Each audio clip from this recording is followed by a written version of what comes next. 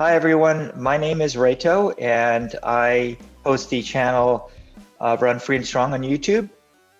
I am a trail and ultra runner, have been a lifelong runner through high school and college and my adult years, and about 18 months ago transitioned to trail and ultra running.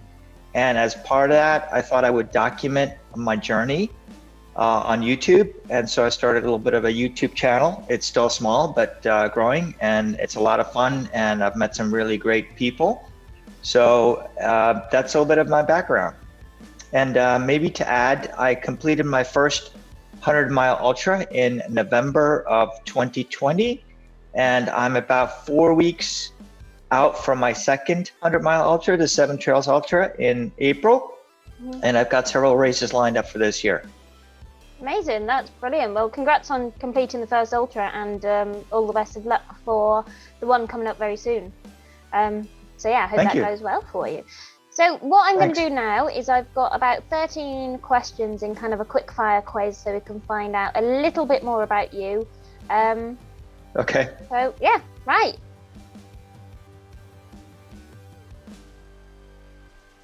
So do you measure in miles or kilometers? Miles. Based in the US in Connecticut, so I do miles. So the next one is, do you prefer it on the road, the trail, or the running track? Definitely the trail. I do run on the roads. I do some workouts on the track, but definitely prefer the trail. Do you prefer sports nutrition or going for real food? That's a great question, Jess. I would say real food. I cannot deal with gels. I do take some energy bars, Cliff bars, and things like that. But real food, particularly in long ultras, later in the race, there's nothing like a hot soup to kind of keep you going. So definitely prefer real food. Yeah. Do you prefer flat routes or hilly routes? I prefer the hills. So one of the things that I'm really learning is technical trail running in the mountains. Yeah. I live in a fairly flat area. I live in the state of Connecticut, which is on the Atlantic Ocean. So I do have access to the Appalachian Trail, where I can get some technical running and some vert. But I'm actually Swiss. So my home country has a lot of mountains, and I'm going there this summer. So I definitely need to learn how to run in the mountains. So do you prefer training late in the evening or early in the morning? Oh God, these are great questions. I'm not a morning person. As you can tell, I'm sipping on my coffee as we're talking.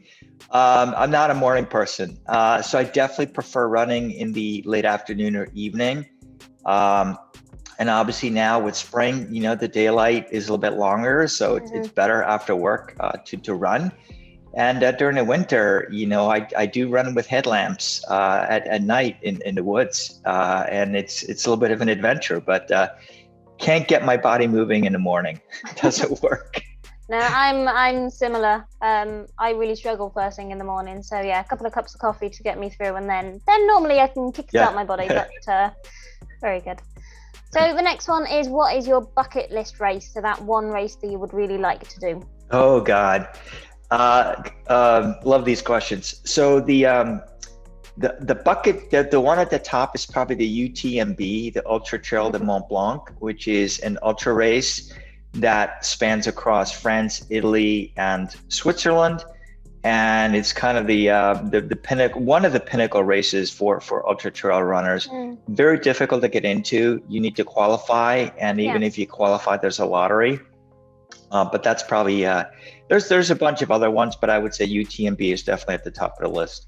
So the next one, do you prefer short, fast training sessions or long endurance training sessions? Can I say both? Is that an acceptable answer? So I do, I think one of the things so I come from kind of a cross country and track background through right. So I'm used to doing shorter, faster type of training. But with ultra running, obviously, we want to go longer, right? But I think what's very important for ultra runners is not just to run long and slow, but also to make sure they get some faster, shorter training in there to work on things like lactate threshold or even running economy, right? It's very important, because if all we do is run slow and long, first, it's not that fun, honestly. And second, it's not going to give us good results in races. So I would say both. Okay. Do you train with music or without music? Without music. Yeah, I've tried with music. You know, and when I used to run on the roads, it was a little bit dangerous running with music because there's no sidewalks where I live. So, you know, it's good to hear cars, but even on the trails, I just prefer hearing nature and kind of, you know, I get in a zone when I run and I kind of zone out. And so I just kind of like to have that ambient background nature noise and not have, you know, music in my ears. But, you know, whatever works for people is fine, right? I don't have anything against people that want to run with music in their ears. Yeah, it's nice. I like to run with music, but there are times where it's just easier without, if I'm out on particular roads again that don't have kind of like paths or sidewalks. And sometimes it is nice just to get out and hear the sounds and stuff like that. So yeah, there's definitely benefits of both. Do you stretch regularly, yes or no? Yes. Yes. Do you prefer... I would say that's, you know, if I could just add, I would say that's been one of the key reasons I've not been injured. I've put on about 3,500 miles without injury over the last 18 months. And I think stretching's been one of the keys to keep my body healthy. So, yeah. So do you prefer training in hot weather or cold weather? Either. I can do both. Obviously, in the Northeast US, we get both. We've had a lot of snow and cold this winter, but in the summer it gets very hot and humid. So I'll do both. Do you prefer an isotonic drink or plain water? I definitely use electrolytes. So isotonic, yeah. I do use water as well, but I need electrolytes. Yeah, I sweat a lot. Yeah. So what's your go-to post-race food?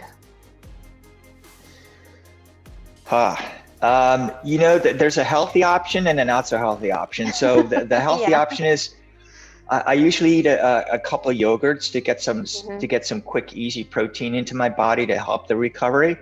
And then if I'm really, I'm also a little bit of a sugar addict, so I'll go for a couple of donuts.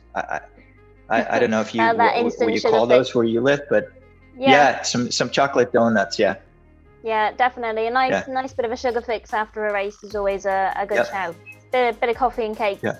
And the last one. So if you couldn't do your current sport, then what would your alternative sport be? Wow. That's a great question. Probably mountain biking. I would say if I can't do trail running and ultra running, probably mountain biking. And I'm looking at, I used to own a road bike and would bike on the road, but again, it's pretty dangerous where I live, but I'm looking at buying a mountain bike. So that might be an alternate. Perfect.